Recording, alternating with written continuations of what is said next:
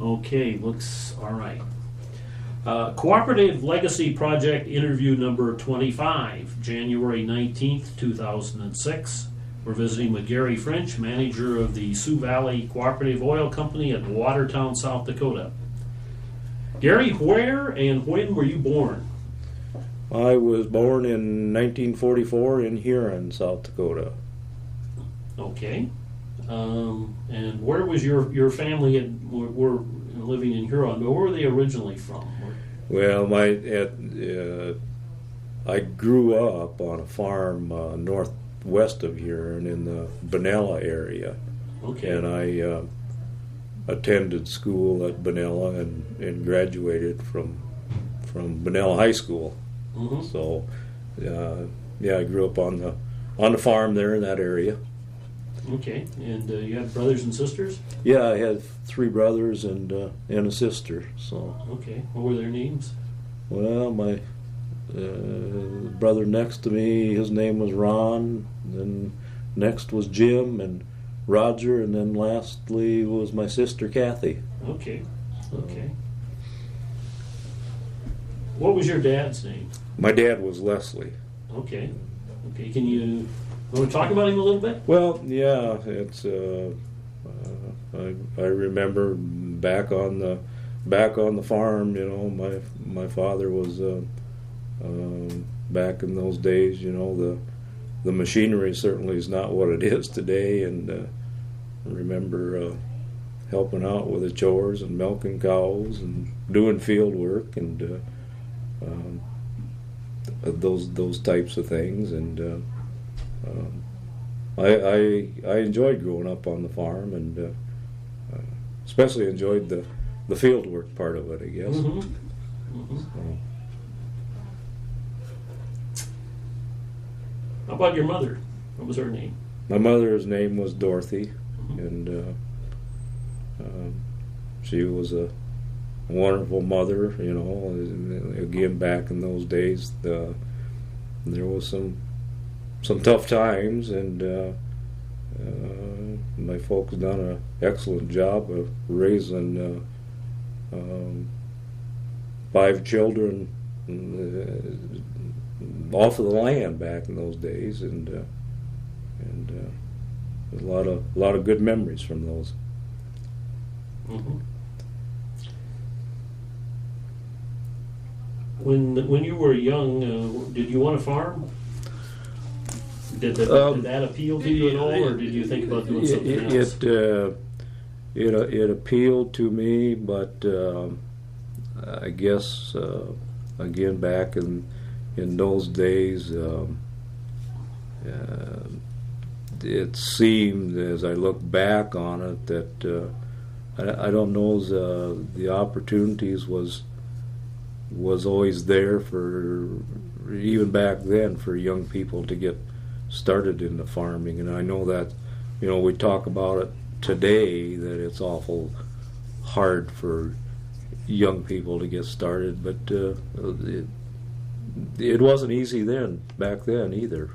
You know, I think if you look back on it, probably about as hard then, other than not as much money involved, mm-hmm. type thing. But and I was always interested in that type of thing, and obviously that's probably the reason that I ended up in the co-op system, mm-hmm. working with agriculture. Did your dad and mom provide any encouragement one way or the other on you and your siblings? No, I wouldn't say there was any, certainly no pressure, and probably back in those days maybe a little more encouragement to go on and find something else maybe that mm-hmm. they thought would be better for their children than what the life that they had. Yeah. You know, your parents had farmed through the 1930s, I presume. Well, my dad served in World War II, and it was after that when he started farming. So it would have been in the middle to late 40s when he Did he have a when he farming started. background before that? Yeah, his parents were lived on the farm also. So Mm-hmm. so yeah, that's Was that the same farm or? no, it was a different farm. Yeah. Life on the farm and ranch back in the, and your earliest memories are probably what, the 1950s? Yeah, A lot different than today. Right, yeah, the early 50s, and yeah, see, I graduated from high school in 1962, so, you know, we're talking early 50s on Yep. through there, so. Where did you go to school, in town or a country school? Actually, I started my first, I think, couple of years of school. I went to a country school, Mm-hmm. and actually it Remember was which one that was? Nance Township, Okay. in Nance Township. It was just basically a one-room school. How many you know, kids and there? Or? I think there was, as I remember, probably 10, 12. Mm-hmm. You Was know. that pretty standard for? I Country think schools back in in that those back in those days Yeah. it was, well, although, you know, at that time Benella, the town of Benella had a larger school, Mm-hmm. and then I think I went about first and second grade at the country school, and then we moved from one farm to another, which was only a mile away, but then that put us into the other school district. So then I started attending school in Benella. Okay. And do they have a full all the way through high school there? Yeah, at that time they did.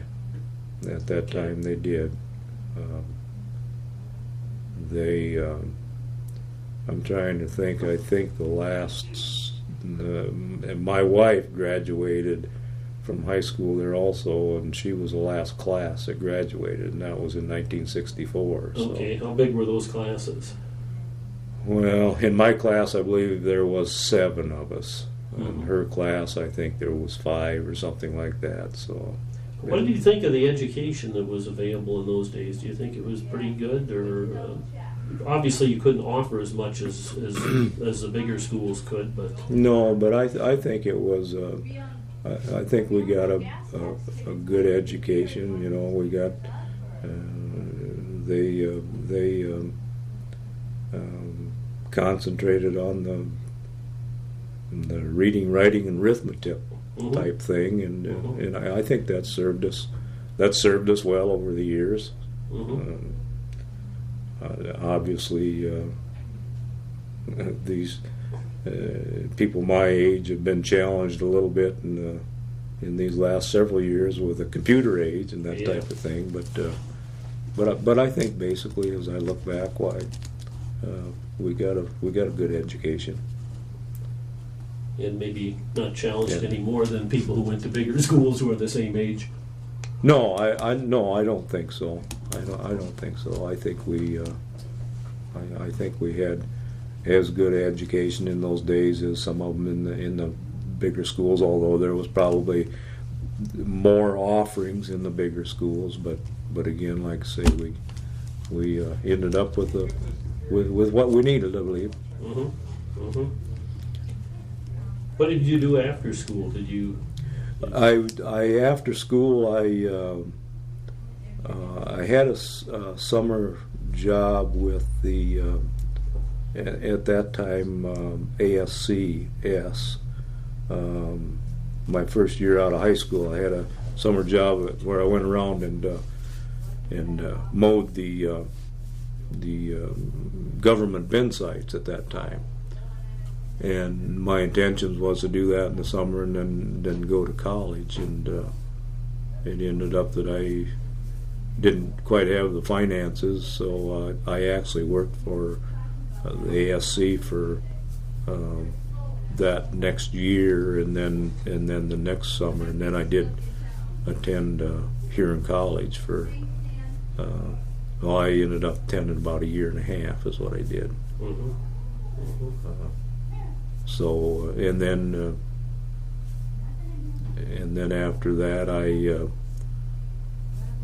I went to work for Fairmont Food Company in Aberdeen with a route truck delivering milk and ice cream and that type of thing, and then there was some changes made in that company and some layoffs, and it was union, and I happened to be the last one hired, so I was the first one to go. So then after I had gotten laid off there, that's when I got introduced to the co-op system. Where did you meet your wife? In school.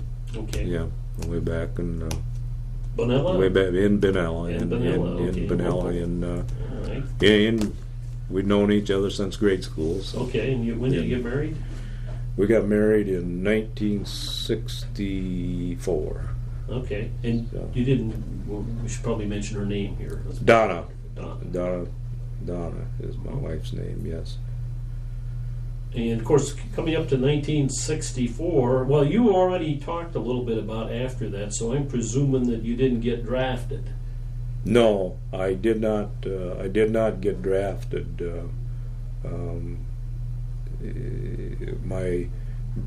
Back then they had the whatever you want to call it, the lottery or whatever Yep. it was, and my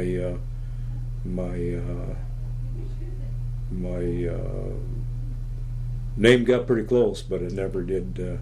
I never did get drafted. No. And you have kids? Yeah, we have three. We have 3 daughters. Okay, what are their names? Gina is the oldest one. Brenda is the middle one, and then Teresa is the youngest one. Okay, and where are they all at now?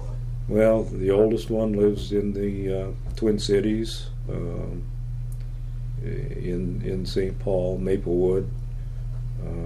Brenda, the middle one, lives in Hudson, Wisconsin, and then our youngest daughter lives in Janesville, Minnesota. So they're all Little distance. all about a couple 100 miles away. Yeah. Okay, grandkids? Grandkids, we've got 3 grandsons, and any time or any day we should have the 4th grandchild. So Okay.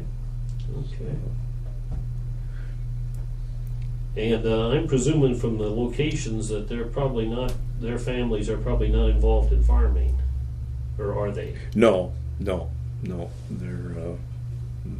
not. Mm-hmm. Going back to your brothers and sister, are any of them involved in farming? Did No. any of them go that way, or did they all go in different ways? They all too? went in different ways. Yeah. Yeah, also. Yeah. Yeah. Mm-hmm. So you mentioned about how you got involved with cooperatives. Were your parents cooperative members? Yes, my not always, but towards the end of when my parents were farming, they had become patrons and members of the Farmers Union Oil Company at Redfield. Hmm. So. And in those days, there were a number of creameries, cooperative creameries out there yet too. That I think through the 50s, perhaps. Were they involved with any of those, or Yeah. the elevators or anything like Yeah, that? Too? there was not any elevators at that time, but they was involved with they sold their milk to the Lake Preston Co-op Creamery. And actually, that's another thing I'd done during my college days and high school days. I and a friend of mine would drive the milk truck on weekends for a gentleman that lived in town there. It was a route that run from where Benella is, all the way on over towards Lake Preston, and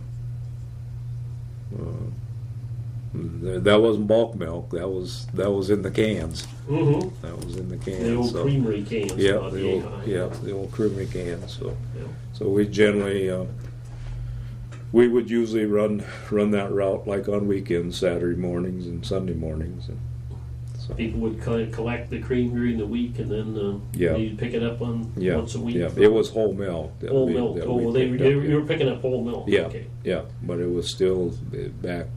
It was in cans that we picked it up in. Yeah. So they weren't running separators at the farm like we used to have a separator where they take the cream out of the milk. Not at that time. Not when I was involved in picking it up. But I remember, back growing up on the farm. Yeah, they separated all the milk. What did you like about cooperatives that attracted you to that? Was it a chance? Did you have any particular feeling about it, or was it just a job? Or Well, initially the way it started out, actually, when I had gotten laid off at Fairmont Food, my brother-in-law, I called him my brother-in-law, Bob Rostern, was a manager at Columbia, and this was in the spring. It was in April when I got laid off, and nothing else lined up. And he gave me a call and said, I need somebody to. They had just kind of started to get into the fertilizer business up there, and he said, I need somebody to run a truck and spread fertilizer for the spring.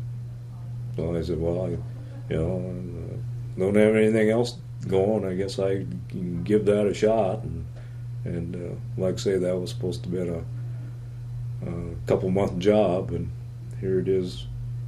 How many years later? I'm still here. So, so that's how it all started, and yeah, as I got that spring, it being out and being able to be out in the country and dealing with the farmers, and helping them get ready to plant and that type of thing. Yeah, it kind of grew on me, and I got interested in it, and just decided that I liked that type of thing, and luckily enough, they decided to keep me on there, so we just kept going. And you talked a little bit there about what position you started in. How long were you at Columbia then? I ended up being between Columbia and Hecla. Hecla was a branch station of Columbia. I ended up being at that company for 18 and a half years. Mm-hmm. So, and I, like I say, kind of done every job there was in the co-op coming up. Starting out with a fertilizer, and I drove the bulk truck and worked in the service station and all those types of things, and then ended up my first shot at the management type thing was I went to I lived in Hecla for about 3 years, and I was the branch manager up there. And then after that, I think it would have been in about it was 1973. Why then Bob had decided to move on, and he went to Gettysburg, and at that time the board hired me then to be the general manager of the cooperative. Mm-hmm. So I had experience in all aspects of the co-op at that time. So I kind of knew the ins and outs of it. Although there are a lot of things I didn't know about the management end at that time, but. How difficult was managing in those days when you got up to that level? That was 70. In '73.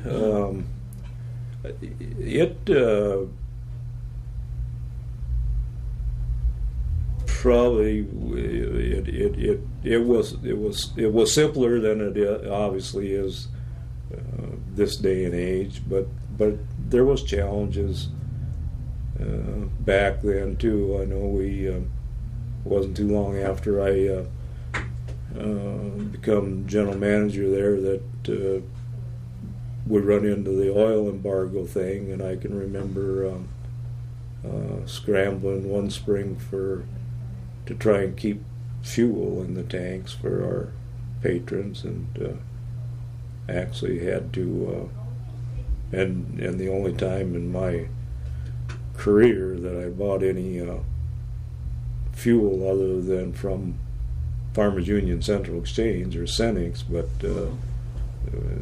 I can remember having to go on the outside to find some so-called black market stuff to keep things going. So, was there kind of a situation where it was maybe difficult even for the regional to be able to supply everybody? Yeah, that was the problem. We wasn't the regional wasn't able to supply everyone, and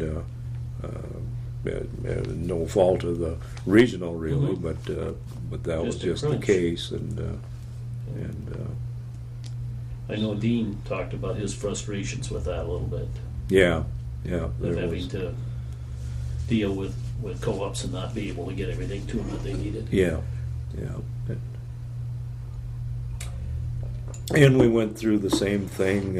I don't recall exactly the years, but we kind of went through the same thing with the agronomy, with fertilizer. I remember a spring, at least one spring and maybe two springs, where we was on allocation.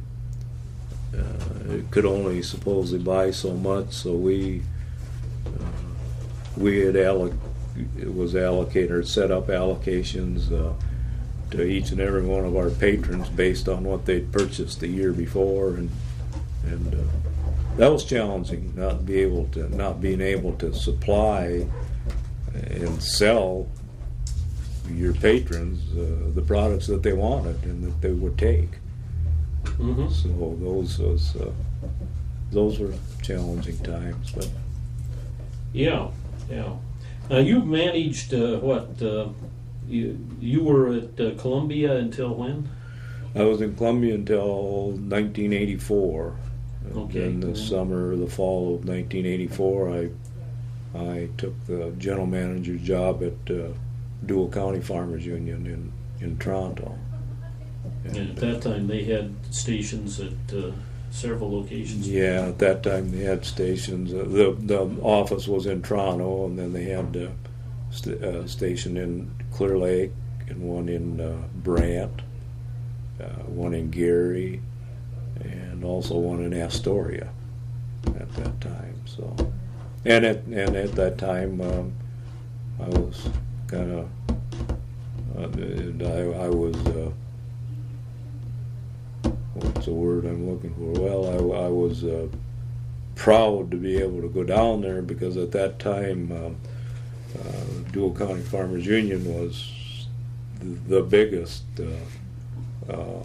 Farmers Union Central Exchange account in the state, and that was I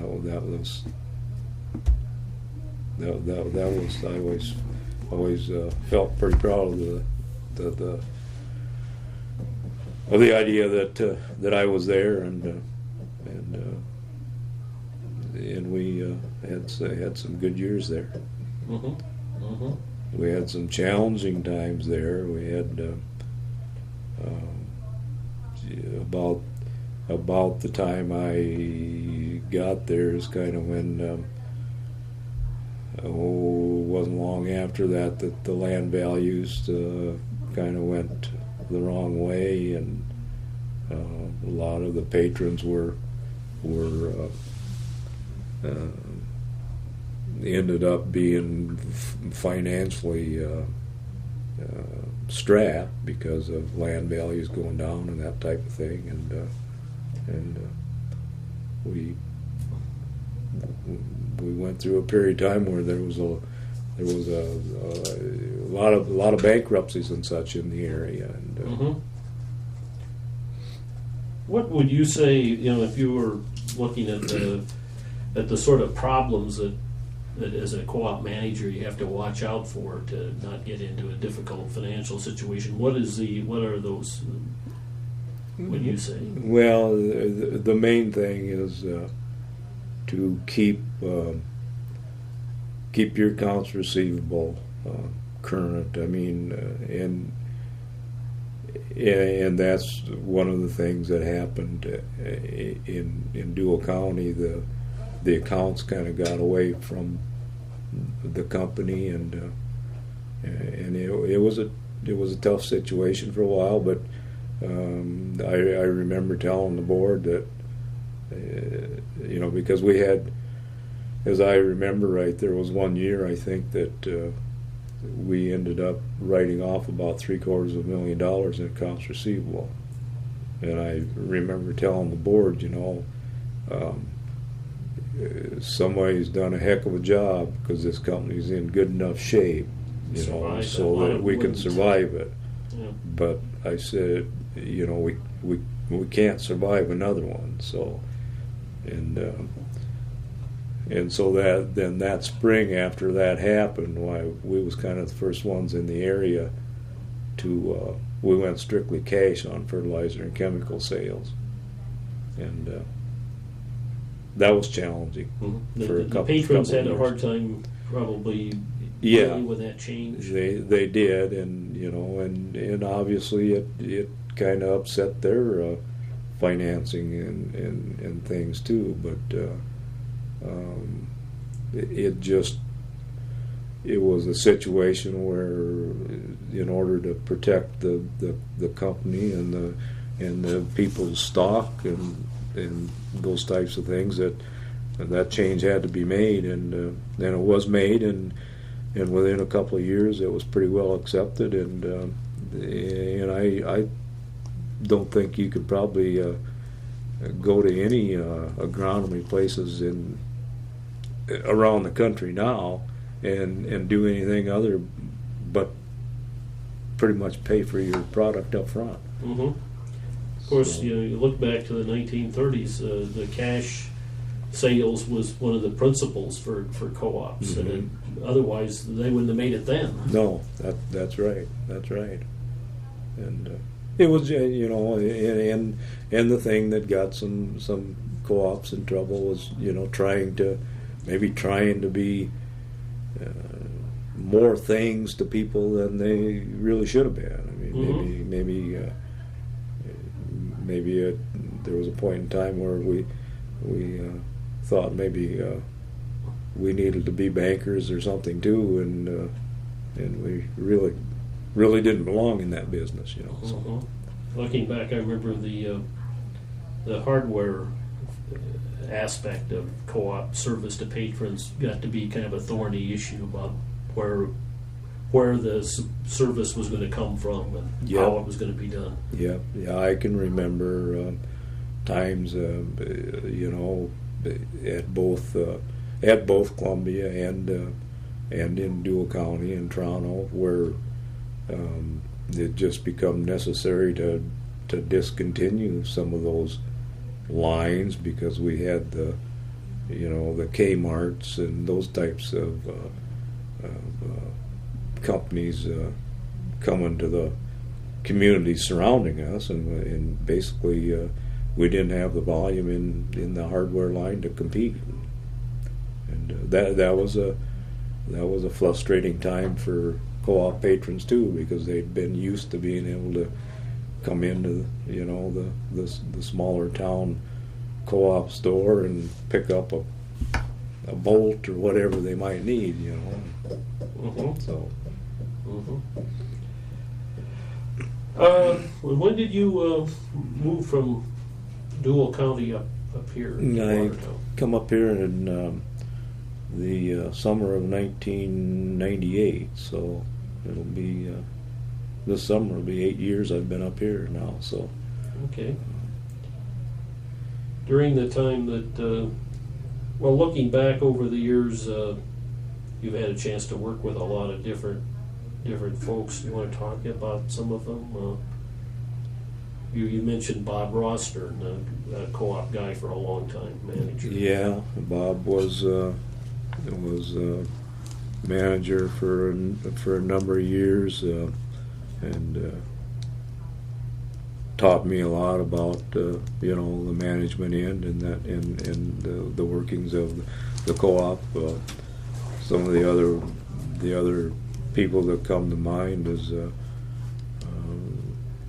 Louis Reisenweber was state area rep or whatever they called him back then when I first started managing. The fact matter is Louis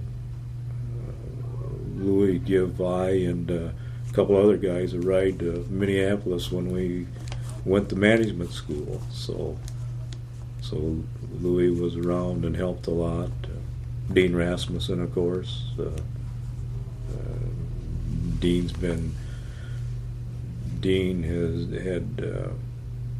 had his job as with the system basically up until he retired, basically all through my career at the co-op. Yep. So there was a lot of things Dean helped with. And Dean was even though Dean was employed by Senex, Farmers Union, Central Exchange, the regional. Even though that's where his paycheck was coming from, Dean was really, really dedicated to helping the locals and try to make sure that they was managed right and doing well. So I'd always give Dean a lot of credit for that. And there's lots of some of the older managers when I started.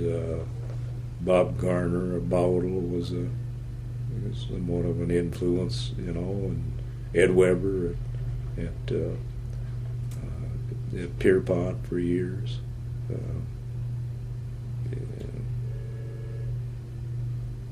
And many other managers over the years, that you associated with and learned something from. Mm-hmm. Do you think it's more difficult today for a manager to stay at the same co-op for a long time than it was, or has it changed over the years? Rachel, line 2. I don't know, Chuck, because it's any more difficult now than what it was back in my early years. I think that's kind of an individual choice. Some individuals feel that after they're at a certain place a few years they need a change, and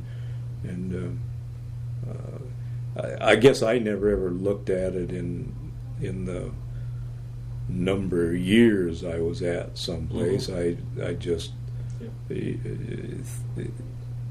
as these couple or 2 or 3 opportunities come about, I just thought it was time probably for another challenge, and probably that it would maybe, well, obviously, hopefully that I could do the job at the new cooperative, but also hopefully that maybe a change would be good for the one that I'd been at for a while too. So over the years, did you have any particular approach with working with new employees? No, I guess what I've always, and there again, I've maybe taken a little bit different approach than some managers, whether it's right or wrong, I don't know. As I've went to the different cooperatives, I've always tried, I guess, to work with the employees that was at that co-op when I got there, and to try and maybe help them grow and do the job, rather than to come in and say, well, it doesn't look like that guy's doing his job, he's gone, and start all over again type thing. I guess that's the approach I've kind of taken over the years, and it's worked out, I think. Mm-hmm. Have you worked with anybody that went on and ended up managing? Yeah, right now I've got there's two that worked under me. The fact matter is at Dual County now, Harry Mueller worked for me when I was at Dual County. He left while I was there and went out to Bowdle and managed for several years, and then he ended up coming back to Dual County. Also, Wayne Lundquist worked underneath me, and he was my station manager at Clear Lake when I was in Toronto, and he's currently at Reliance, at the co-op in Reliance. Okay. The guest speaker at the co-op month banquet in Mitchell last fall talked about cooperatives. He was talking about the new cooperatives, the ethanol and those type that are getting started, but he talked about cooperatives as market correcting tools. Do you think cooperatives still serve that function?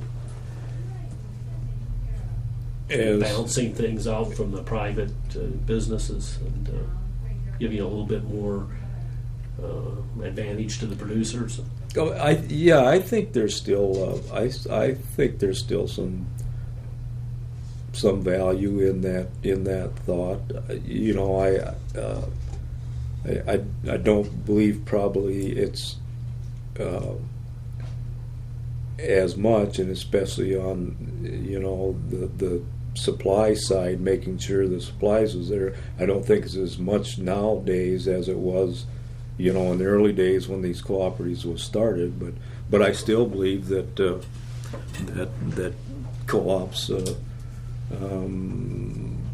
have a value out there in the marketplace to kind of make a check and balance and make sure somebody isn't kind of running away with the market somewhere. I think there's still some value to that. There aren't as many co-ops out here now as there used to be, any more than there are as many farmers. Do you think that there's enough cooperation between cooperatives? There's certainly some competition as you're rubbing into trade areas with each other and the other businesses that are out there, but do you think that cooperatives work together enough, and do they work together as much as they used to?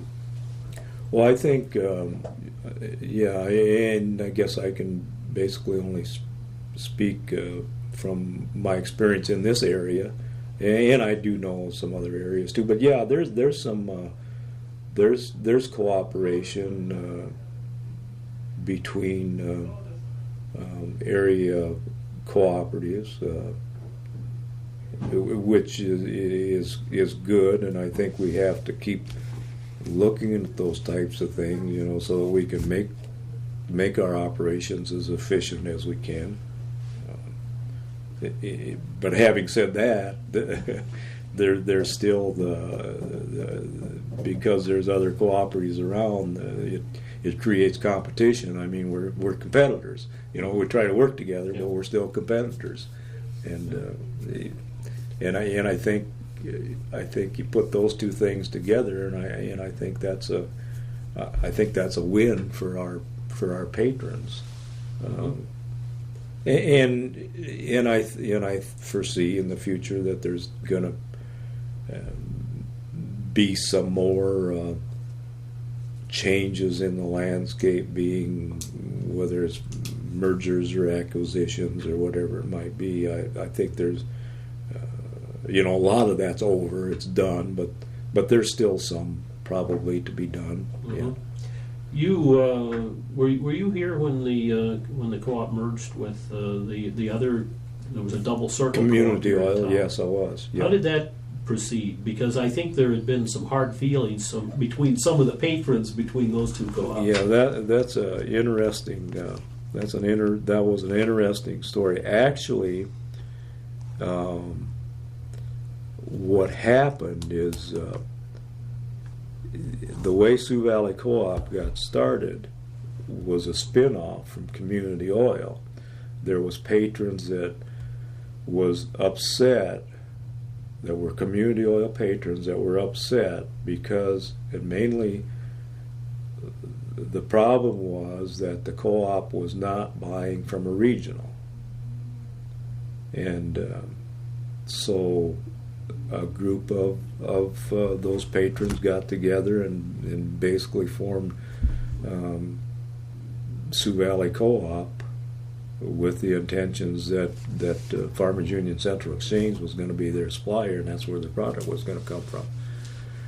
So, and so here years later, why I can remember well the first night that I visited with my board of directors about the possibility that maybe we should sit down and visit with Community Oil about putting the two together, because I had told them that I had had some conversations with the manager over there, and we thought that it'd be in the best interest of the patrons of both companies to take a look at this. And I can remember one or two of the older gentlemen said, "That'll never fly. You might as well forget that. Just forget it." Well, and we got past that first meeting, and both boards decided to sit down and talk about it, and got things ironed out and come up with a plan to propose it to the stockholders, and it was explained, and there was a lot of work done on it, and presented to the patrons truthfully and honestly, and it was voted overwhelmingly to merge them. Mm-hmm. And that was the year 2000 when we merged, and so here we are 5-6 years later, and it's been a win-win. I mean, at first there was a few of the patrons from the former Community Oil that was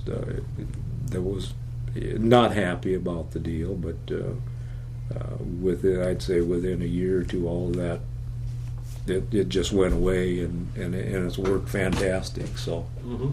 so you've got you have some facilities elsewhere around. I think you have one up in Webster, don't you? yeah, we have a C-store in Webster. Had that been a local co-op up there? That was part of Community Oil out of Webster, and I was thinking the other day about this too. They dissolved the co-op, and that's how we ended up. That's how we ended up with a C-store up there. But the thing I was going to say is, in Webster is a good example, and so is the former co-op of Columbia, another good example. When those local co-ops go away, people, it kind of leaves a sour taste in people's minds that the place went broke. But in both of those cases, those co-ops are no longer here, but I know for a fact that the stockholders that had their earned stock in both of those companies, when those co-ops were dissolved, in the end, the patrons got more money back than their stock was. So, to me, and I've told a couple of directors of those cooperatives, those two cooperatives, that we really need to tell that story a little bit better, because yeah, even though those cooperatives are gone, there's millions of dollars that went back in to those local patrons' pockets that if the co-op hadn't have been there, they'd have never had. Yeah, I had. was surprised this fall to get a check from the wheat growers, still from the demise of the James Valley Co-op in Huron, which is more than 20 years ago now. Yeah. But like I say, that people don't stop to think about that. A lot of times they say, well, that place went belly up or whatever, but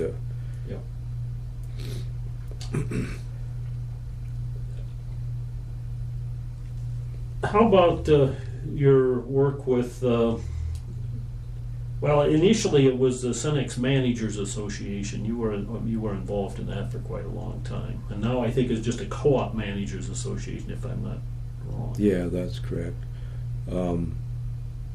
Was that a positive, good thing?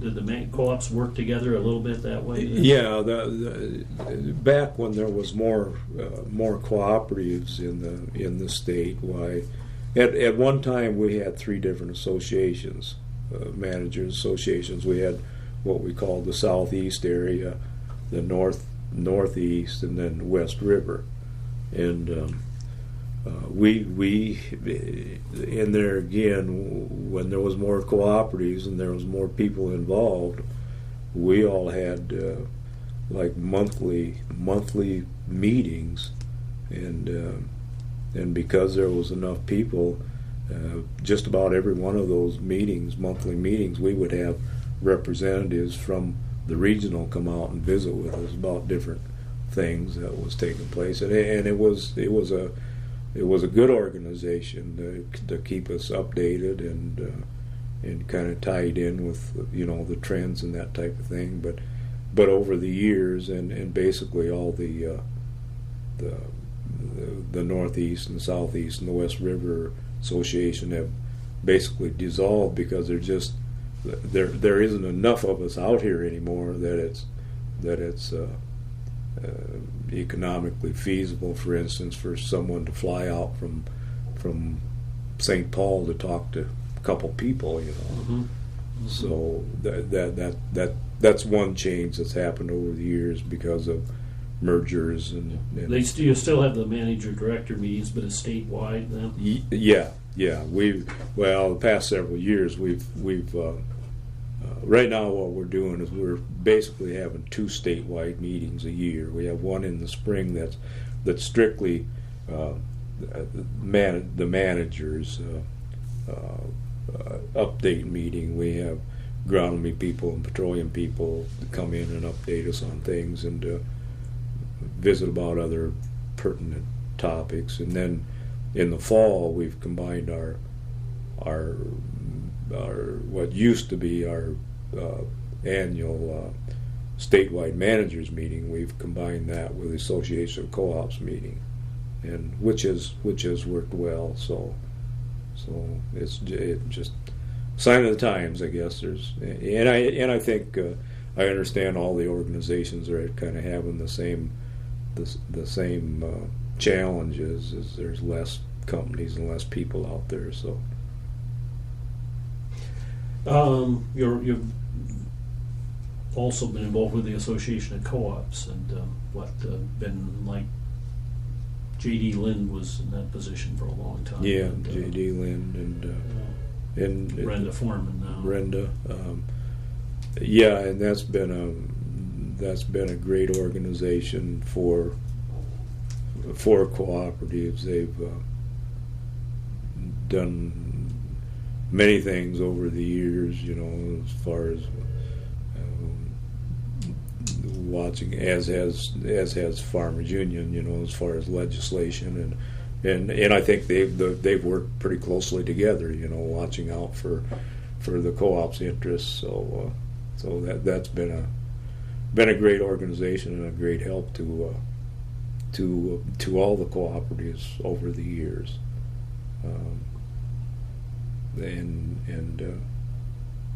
it's a great source of information and help for us a lot of times when we run into some problems that we can't quite handle ourselves. Why we pick up the phone and call some of them people, and normally there's help there. Mm-hmm.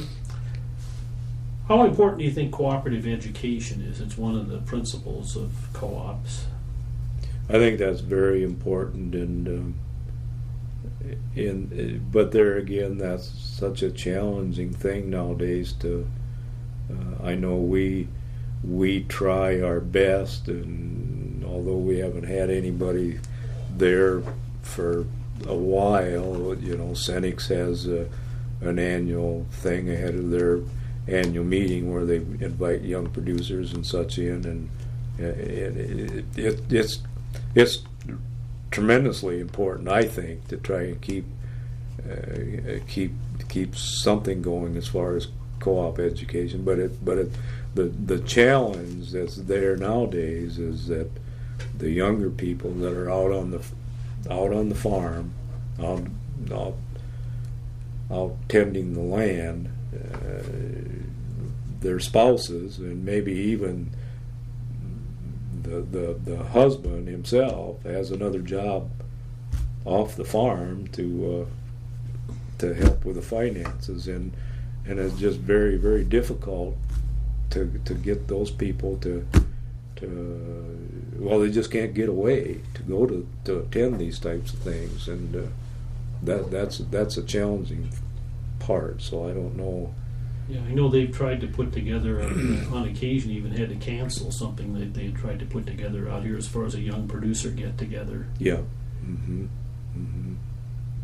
And, and like I say, I don't know I don't know the answer. I know it's something that we need to keep trying to figure out how to keep the education out here. Maybe, I don't know, maybe we need to figure out some way to do some of it via internet, or I don't know, but it's a challenge.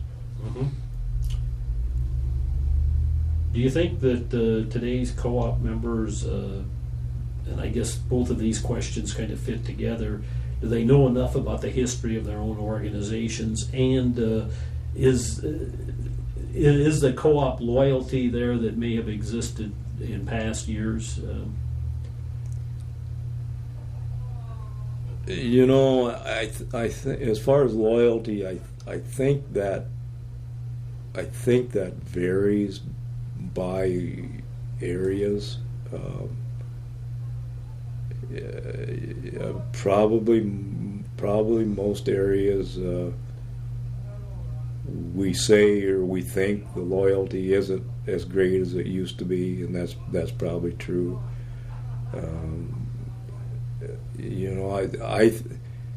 It seems to me in this area, in this co-op, we've still got a very loyal patrons, and I see that kind of true with some of the younger producers, but I think one of the differences is, if you go back to when these companies were started and people had to dig in their pockets to put some of their own money in to get it organized, made them more loyal than what the younger people are today, where they haven't had to put any cash, so to speak, in. They've just accumulated the earnings. I think that's the big difference. And possibly they haven't experienced a situation where there wasn't a co-op. That's true. That's true. It's they've grown up with it, and the co-op's always been there, and kind of somewhat taken for granted. So.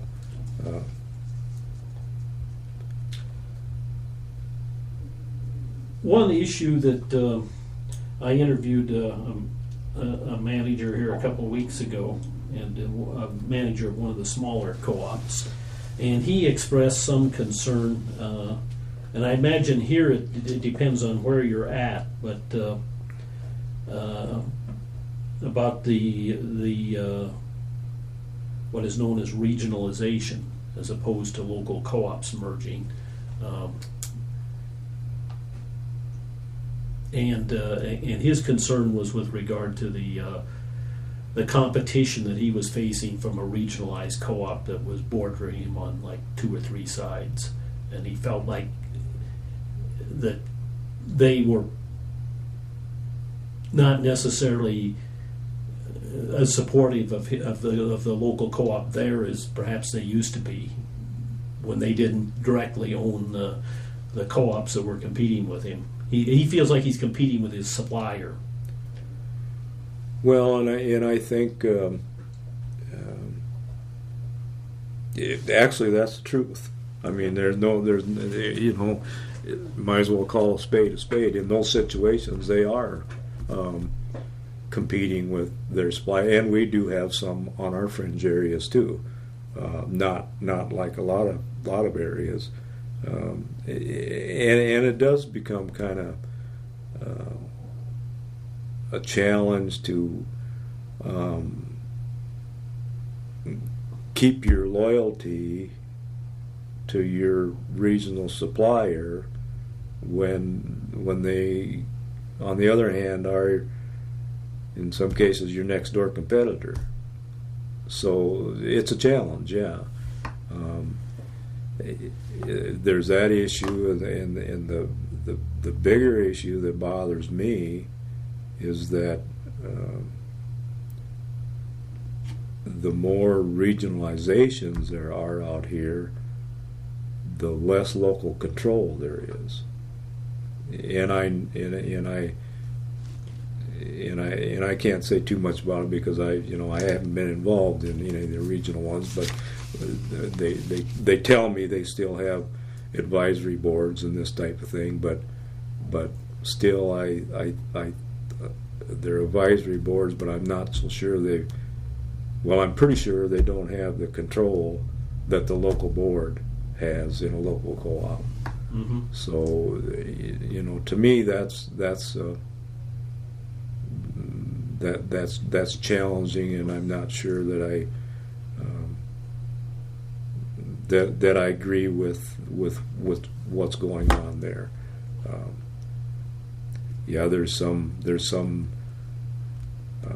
There's some areas probably where that's certainly justified if there's no local cooperative there, or the local cooperative can't make it on their own. There's probably some justification of that, but we've seen some strong co-ops though merge into that. and I'm not sure. I'm not sure that's best for us in the long run, but there's other issues there too. I know some of the strong ones have done those unifications for other reasons. I mean, to be able to have the volumes and that type of thing to do the unit train things and all this type of thing. So there, in a way, there's probably some justifications, but it's challenging from the aspect that the locals actually end up kind of competing with their supplier. Mm-hmm. What about the local loyalty? Do you think that could be a concern in those regionalized facilities, that the local folks may not have a local annual meeting anymore, and that they may not feel as connected to their own business as they used to? Oh, I think that's a definite possibility that the loyalty is going to be less than what I don't know how you measure something like that. Yeah, I don't know either, but you just stop and think about it. If you don't have your local governance body, right locally, and part of it's 200 miles away. I mean, you just have to lose a little bit of the closeness, you know. So Yeah. And also dealing with the loyalty question, has there been, some problem where you mentioned before where a local co-op had maybe failed, and to get those guys back to patronizing another co-op, is that a difficult thing sometimes?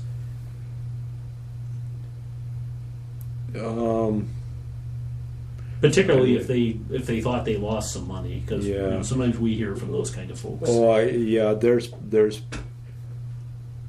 there's probably some of that out there, Chuck. Yeah. I guess I really can't speak to that, because I guess I haven't been that close to those situations. Yeah. But I'm sure if there's cases where people have actually lost their stock, in a cooperative, and we all know that has happened.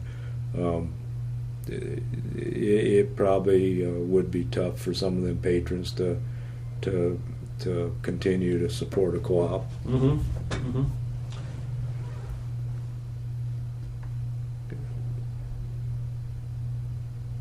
Younger producers probably have more of a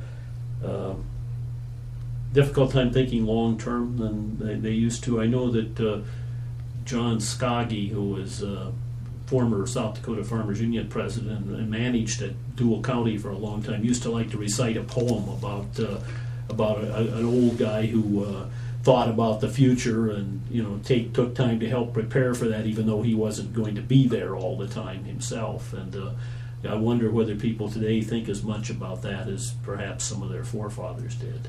Yeah, I think that's true. I think the younger generation probably, and I've heard it lots of different times. Forget my dividends. Give me a better price up front type thing. So, I think that's the way the younger generation thinks a lot of times. I guess what I always tell them, hey, wait a minute, if we start doing that, we're gonna leave a generation out here somewhere along the line, referring to your dad's got quite a bit of stock in here, and we're gonna operate that way. How are we gonna pay him back? Mm-hmm. Do we just want to skip over him and a lot of times that makes them think a little bit, but that's what it boils down to. I mean, you have this is one of the stronger co-ops in South Dakota, certainly. What kind of challenges do you see? What kind of issues do you face here at Sioux Valley today? Well, I think a couple of the challenges is, there's getting to be fewer and fewer patrons out there, so and the ones that are left are larger, and we need to continuously try to keep up, so to speak, so we can meet their needs and keep them as patrons, the ones that are left, because they not that they're more demanding, but I guess a good example is you got tractors out there nowadays that'll probably hold 300 gallons of fuel, and it used to be that's how much storage there was on the farm. So now, they got to have bigger storage. They got to have more fuel out there. So we've got to update our equipment so that we got larger equipment to take care of what's going on out there. And the other thing that we haven't seen it yet, although I've been told that they just opened a super Walmart here in town last spring, and they have not put gasoline in yet, but we've been told they're going to, and if that happens, it could challenge us and our bottom lines. So those types of challenges, and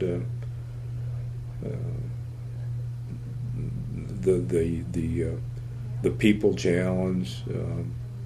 We've been very fortunate here. We haven't had very much turnover, and we have an excellent staff. But as time goes on, and some of them retire, why then to replace them? In a community like Watertown, there's quite a bit of competition for people out there too. So that's another challenge that we're facing. You have a large C-store on the highway. How is that experience? Is the whole trend toward establishing C-stores? Are they good money makers for the co-op? I think there again, I think it depends on the area. Ours have been excellent. I mean, the location. When the especially the one here in Watertown, when the decision was made to do that was an excellent decision, because it's done great, and it's helped lessen the effects of less people out in the country, because we've gained some urban business and give us a whole new group of patrons, so to speak, that helps our volume and cuts our unit costs and that type of thing. So yes, it's been great for this cooperative. Not necessarily for all of them. I think there's some small town co-ops that maybe have had a little different experience, and that they put a lot of money into one of those and didn't have a good location. Yeah, and there again, I think it goes back to I guess what I would say is, if a local co-op in a small community is struggling, a C-store is not going to save them, because they're going to have kind of the same challenges there that the co-op has. Probably not enough volume, probably not enough people in the and maybe the a little area. bit more debt as a result of building the facility. Right. Yeah. So. What kind of advice would you give somebody today who was interested in getting into cooperatives, into starting out, maybe pointing themselves toward management or something? Oh, what kind of advice would I give them? I guess I could tell them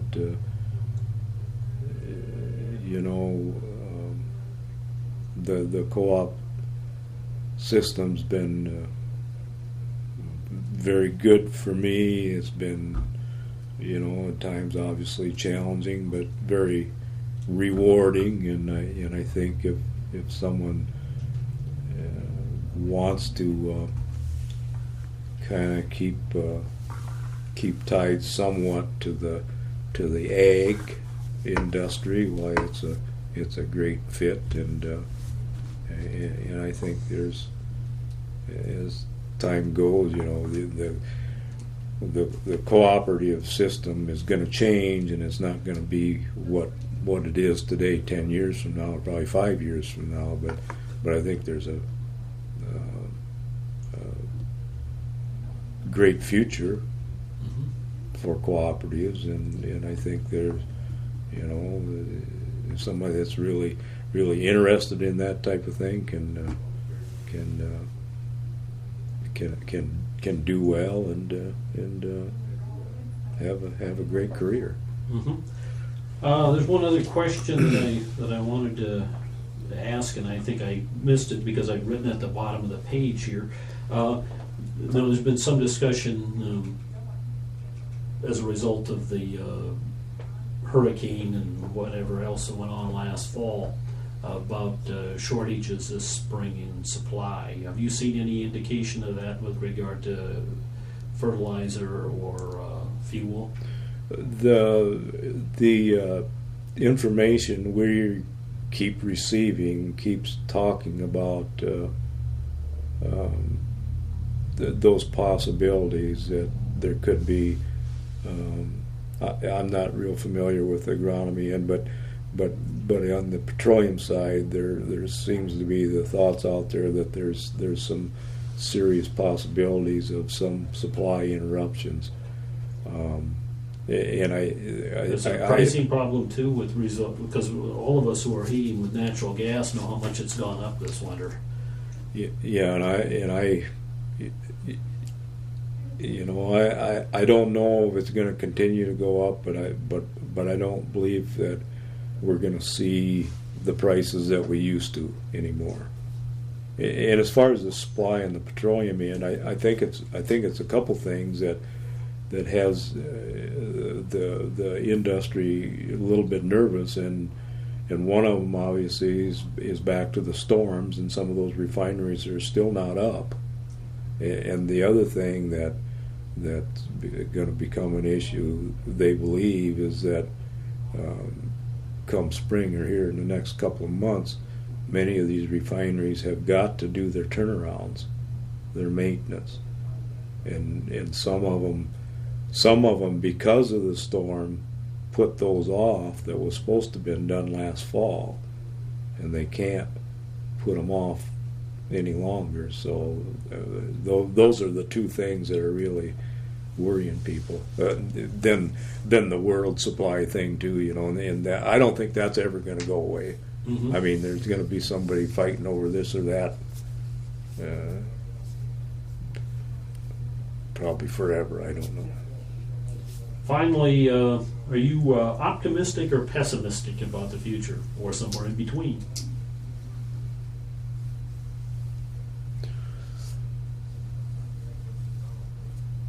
Oh, I think I'm optimistic about the future. You know, yeah, there's challenges that are hanging out there. You know, and there's some that we don't even know what they are. But golly, nowadays with the technology and the advances and everything, I just can't help but think agriculture's got a bright future. I mean, look at what's been done with the genetics and seeds and those types of things, and the farming practices, how they've changed over the years. In that, you know, farming practices. Then you think about environment. I mean, just think how much better for the environment the farming practices are today compared to 20 years ago or 10 years ago or way on back. I mean, it's just night and day difference, and I just think we're going to continue on that kind of a path, and things will advance and continually do well, I think. Okay. Is there anything else you'd like to add? That I haven't asked. No, I don't think so. Other than like I kind of said, I've certainly enjoyed my time, you know, in this system, and has been you know, fantastic working with over the years with the different people, you know, in the Farmers Union system and the Cynic system. You know, there's lots and lots of dedicated people, you know, that's made this whole thing happen. and I guess the one thing too that I've been real fortunate over the years to and I look back on it, and there again, there's been some challenges, but the board of directors that I've worked with have been just super. I mean, they've always been really dedicated to their local co-ops to try to see that they're doing the right thing, and it's just rewarding to kind of look back on it and see what's taken place, and then know some of the decisions that was made in the boardrooms and the challenges that they went through, and then you look back and see what has taken place. Mm-hmm. We've been visiting with Gary French. Thank you for participating in the Cooperative Legacy Project. Okay, thank you.